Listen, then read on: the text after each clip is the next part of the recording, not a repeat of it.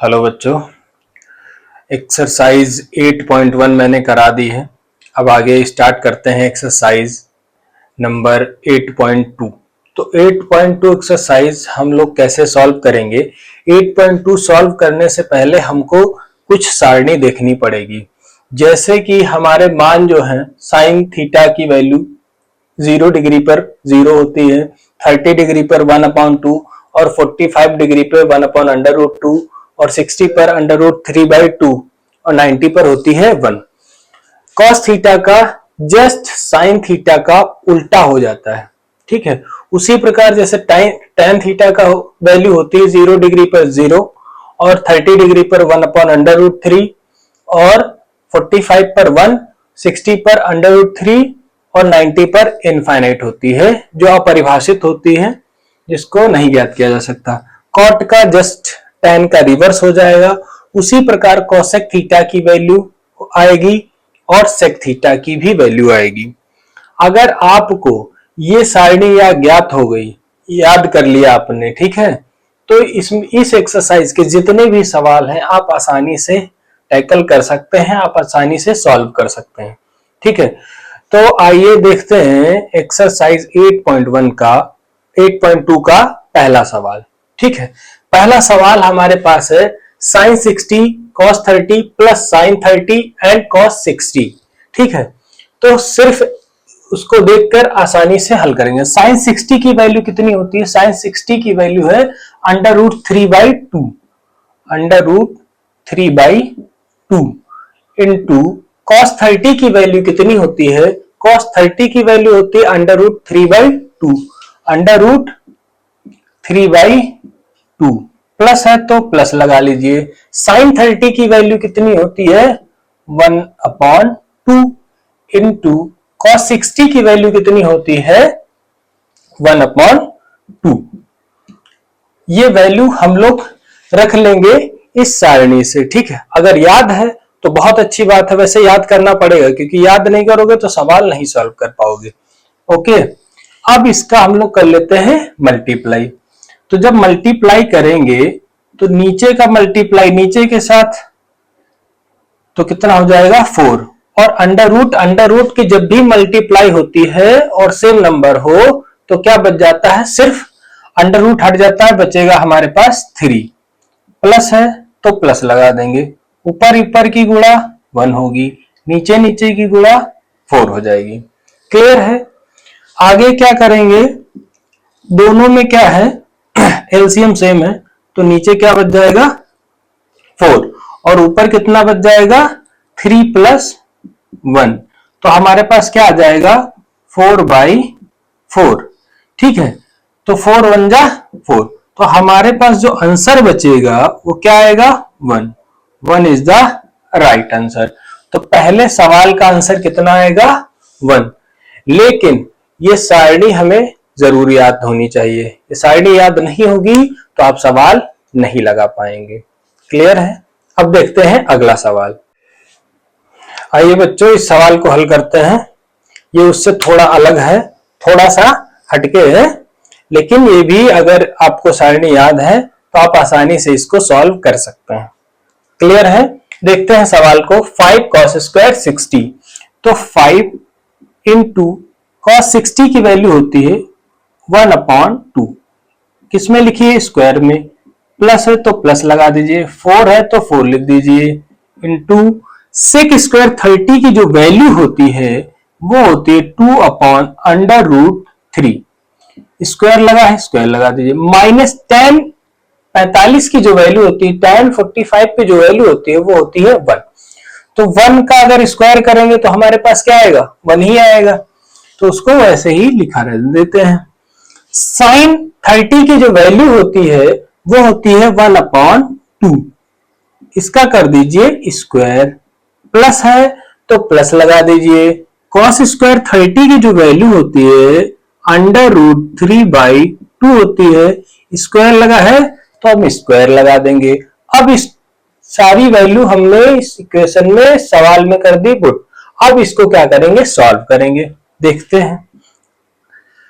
तो स्क्वायर खोल लीजिए सबसे पहले। 5 इंटू 1 का स्क्वायर तो 1 ही होगा, 1 अपॉन कितना हो जाएगा 4, क्योंकि 2 2 जा 4, प्लस है तो प्लस लगा दीजिए, 4 है तो 4 लिख दीजिए, 2 2 जा कितना हो जाएगा 4, और नीचे स्क्वायर से अंडर रूट कैंसिल हो जाएगा, क्या बचेगा 3 माइनस का 1।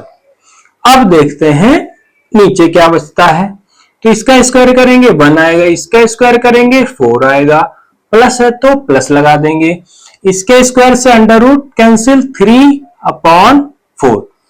यहां तक बात समझ में आई। अब कर लेते हैं आगे सॉल्व।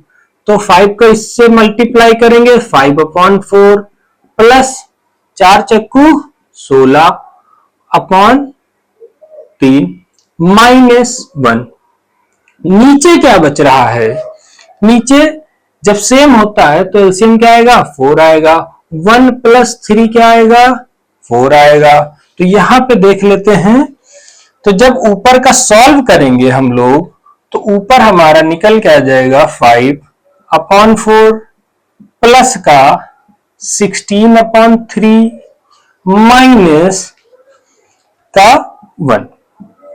अब इसमें जब वैल्यू जब नीचे कितना आएगा 4/4, तो ये कैंसिल हो जाएगा, बचेगा 1। तो 1 लिखने का कोई मतलब ही नहीं बनता, क्योंकि अगर अपॉन में 1 लिखा है तो उससे कोई फर्क नहीं पड़ता। अब हम लोग सॉल्व कर लेंगे इतना।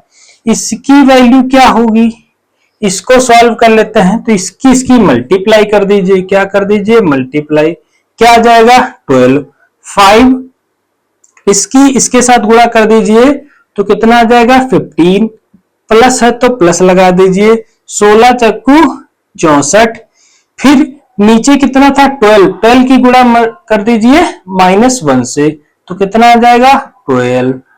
अब आगे क्या होगा कि हम लोग 15 में से 12 को माइनस करेंगे, 15 में से 12 को माइनस करेंगे तो हमारे पास प्लस का कितना बच जाएगा 3 एंड यहाँ पे 64 अपॉन नीचे क्या है 12 है। इसको ऐड कर देंगे तो हमारे पास क्या आ जाएगा 67 अपॉन 12। अब ये तो कटेगा नहीं, जब ये नहीं कटेगा तो यही हमारा क्या आ जाएगा आंसर। ठीक है, उम्मीद है कि ये सवाल समझ में आ गया होगा। इसको ध्यान से देख लीजिए, सिर्फ वैल्यू सबकी रख दी है, वैल्यू रखने के बाद सॉल्व कर लिया है, सॉल्व करने के बाद जो हमारा आंसर आया है 67/12 आया है। क्लियर है, नोट कर लीजिए। आइए देखते हैं इस तरीके के प्रश्नों को किस प्रकार से हल करेंगे। ये ऑप्शन वाले सवाल हैं, ये ऑप्शन से ही हल किए जाएंगे। इसमें वैल्यू पुट कर देनी है, जो सवाल का आंसर होगा उस पर टिक कर देनी है, वही हमारा क्या हो जाएगा राइट आंसर हो जाएगा। क्लियर है। 2 into tan 30 की वैल्यू होती है 1/√3। नीचे क्या होगा 1 प्लस tan 30 की वैल्यू सेम रहेगी 1/√3 का स्क्वायर। क्लियर है। यहां से देखते हैं ऊपर क्या बचेगा 2/√3 और नीचे क्या आ जाएगा 1 प्लस 1/3। इसको सॉल्व कर लेंगे, जब सॉल्व करेंगे 2/√3 और नीचे क्या बच जाएगा 3 और ये क्या हो जाएगा 4, क्या हो जाएगा 4। ऊपर का ऊपर के साथ, अंदर का अंदर के साथ, बाहर का बाहर के साथ, अंदर का अंदर के साथ, बाहर का बाहर के साथ। तो देखते हैं आगे क्या सॉल्व होगा। तो ऊपर कितना हो जाएगा 6 और नीचे क्या बचेगा 4/√3, 4/√3। तो हमारे पास क्या आ जाएगा, अगर हमारा √3 नीचे आ रहा है तो हम इसमें क्या करेंगे √3 से इसको मल्टीप्लाई कर देंगे, ऊपर और नीचे √3 से मल्टीप्लाई कर दीजिए, √3 से मल्टीप्लाई कर दीजिए। जब मल्टीप्लाई करेंगे तो क्या आ जाएगा 6/√3 और नीचे क्या बच जाएगा 4 into 3। क्लियर है। 3 1 जा 3 और 3 2 जा क्या हो जाएगा 6।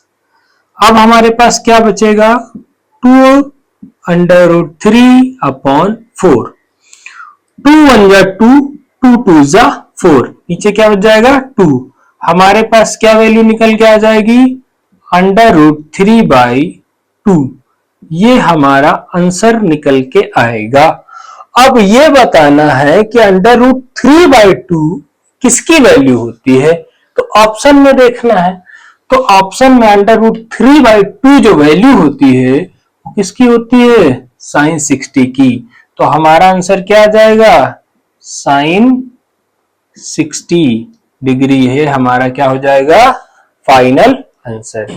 क्लियर। उसी का अगला प्रश्न है, इसमें बताना है sin 2a = 2 sin a is the true when a = value रखने पर जब दोनों तरफ की वैल्यू क्या आ जाए, बराबर आ जाए। 30 रखेंगे तो भी नहीं आने वाली, 45 रखेंगे तो भी नहीं आने वाली। 0 डिग्री आप वैल्यू रख दीजिए, क्योंकि 0 की मल्टीप्लाई किसी भी नंबर से होती है तो क्या आ जाता है 0। तो इस पे यहाँ पे अगर 0 रखते हैं, यहाँ पे 0 रखते हैं तो दोनों टर्म की वैल्यू क्या आ जाएगी 0। तो 0 डिग्री रखने पर सवाल का आंसर ऑप्शन क्या आ जाएगा, A option is the right answer. Clear है। तो ऑप्शन ए क्या है हमारा राइट आंसर है, क्योंकि दोनों तरफ वैल्यू क्या आनी चाहिए सेम। अब देखते हैं अगला सवाल। क्वेश्चन नंबर 3 को देखते हैं किस प्रकार से सॉल्व करेंगे। बोल रहा है if tan a plus b = √3 and tan a minus b = 1/√3। तो a plus b 90 डिग्री के बराबर है तो 90 डिग्री बड़ा है। तो a क्या है हमारा b से छोटा है। फाइंड a एंड b की वैल्यू, यानी a और b की वैल्यू याद करनी है। सॉल्व कर लीजिए यहां से। तो tan a plus b, इधर भी हमको tan बनाना पड़ेगा क्योंकि tan को तो काटना पड़ेगा। तो ये किसकी वैल्यू होती है, tan 60 की वैल्यू होती है। किसकी वैल्यू होती है, tan 60 डिग्री की वैल्यू। tan से tan cancel, a plus b = 60 degree. क्या आ जाएगा 60 डिग्री। इसको मान लीजिए इक्वेशन 1। अब यहां पे सॉल्व कर लेते हैं। tan a minus b = ये किसकी वैल्यू होती है, अभी मैंने पिछले सवाल में बताया था tan 30 की वैल्यू। किसकी वैल्यू होती है, tan 30 की वैल्यू।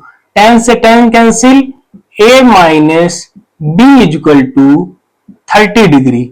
इक्वेशन क्या बन जाएगी हमारी 2। समीकरण 1 समीकरण 2। तब क्या करते हैं, फ्रॉम इक्वेशन या समीकरण 1 एंड 2 से, ठीक है 1 एंड 2। तो देख लेते हैं a plus b = 60 degree, a minus b = 30 degree. जोड़ दीजिए भाई साहब इनको, माइनस प्लस कैंसिल, यहां क्या बचेगा 2a = कितना आ जाएगा 90 डिग्री। कितना आ जाएगा 90 डिग्री। जब इसको सॉल्व करेंगे तो a = 90 डिग्री अपॉन कितना आ जाएगा 2। तो इसका a की वैल्यू क्या निकल के आ जाएगी, a बराबर 45 डिग्री। a बराबर कितना निकल के आ जाएगा 45 डिग्री। इक्वेशन नंबर 2 में a की वैल्यू पुट कर दीजिए। तो a बराबर यहां पे जब इसकी वैल्यू पुट करेंगे तो a बराबर 45 निकल गया। तो 45 माइनस b = 30 डिग्री। उधर ले जाइए तो minus b = 30 degree minus 45 degree. Minus कर दीजिए। तो जब माइनस करेंगे तो कितना बचेगा हमारे पास, माइनस का 15 डिग्री। कितना बचेगा माइनस का 15 डिग्री। माइनस से माइनस खत्म, तो b की वैल्यू क्या निकल के आ जाएगी 15 डिग्री। b की वैल्यू क्या निकल के आ जाएगी 15 डिग्री। a की वैल्यू हमारे पास कितनी है 45 डिग्री और b की वैल्यू क्या है 15 डिग्री। a की वैल्यू 45 डिग्री, b की वैल्यू 15 डिग्री। ये हमारा सवाल हो गया सॉल्व। अगला क्वेश्चन है 4 नंबर का, जो ऑप्शन वाला है उसको आप खुद से सॉल्व करिएगा। अगर नहीं सॉल्व होता है तो मैं अगली क्लास में उसको बता दूंगा, ठीक है। बाकी के सवाल जितने भी हैं वो सब सारणी के माध्यम से सॉल्व करिएगा, आसानी से सॉल्व हो जाएंगे।